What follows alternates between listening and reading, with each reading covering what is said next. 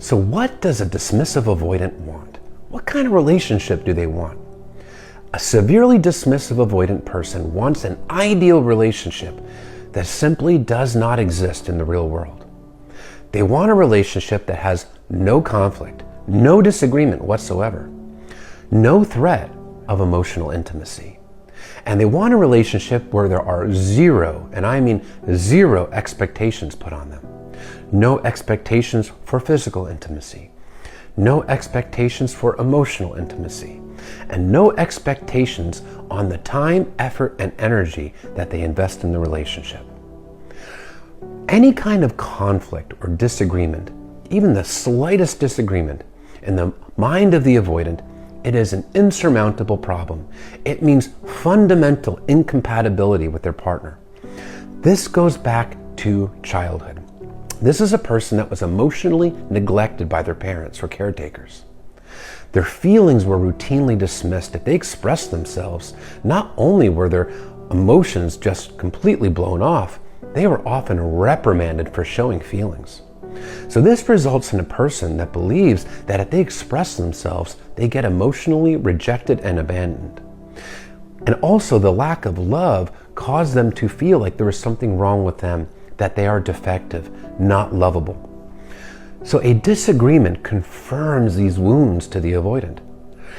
If there's a disagreement and their partner is upset, that means they did something wrong, which confirms that they are defective and not lovable. And this means that they are just fundamentally incompatible. It is all or nothing thinking, black and white thinking, something that severe dismissive avoidants are very prone to. Things are either all good or they are all bad.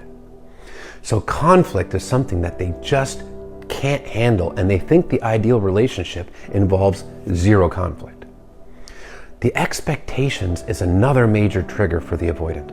When their partner asserts wants, needs, or holds boundaries, this triggers the same core wounds: defectiveness, not lovable. The avoidant wasn't able to meet the expectations of their parents or caretakers as a child. So they take this as pressure. And they believe they're ultimately going to disappoint their partner because they aren't good enough, that they're not lovable.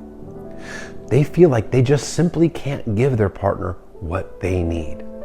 So the avoidant will deactivate when they're triggered, regardless of whether it's a conflict trigger or a trigger based on expectations.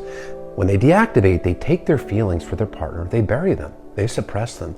They don't allow themselves to access their own feelings. It's like a brick wall pops up inside themselves, and their feelings are on one side of the wall, and the avoidant is now on the other. And this is a person that has learned to avoid. That's why they're called avoidant. Avoiding processing the emotions, avoiding dealing with any kind of emotional relationship or life stress, avoiding self-reflection, and avoiding accountability. Avoid, avoid, avoid. So when they're triggered, they avoid.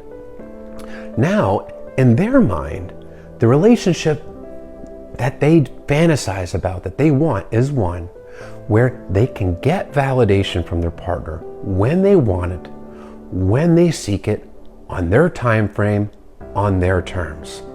That they can show up, get some affection, get some physical intimacy, get validated, get desired, but then can go days or weeks at a time without seeing or even communicating with their partner.